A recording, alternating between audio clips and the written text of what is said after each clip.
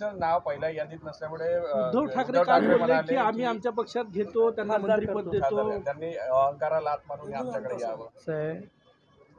ज्या पक्षाचा बँडबाजा वाजला आहे त्या पक्षाच्या अध्यक्षांनी गडकरीजींसारख्या राष्ट्रीय नेत्यांना ही ऑफर देणं म्हणजे एखाद्या गल्लीतल्या व्यक्तीने मी आता तुम्हाला अमेरिकेचा राष्ट्रपती बनवतो, तुम्ही माझ्याकडे या असं सांगण्यासारखं आहे.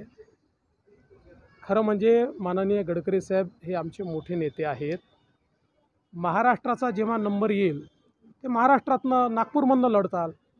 ज्यावेळेस पहिली यादी झाली त्यावेळी महाराष्ट्रात आमची जी महायुती आहे त्याचा निर्णय झालेला नसल्यामुळे महाराष्ट्राच्या जागांवर त्या ठिकाणी आम्ही चर्चा केली नाही.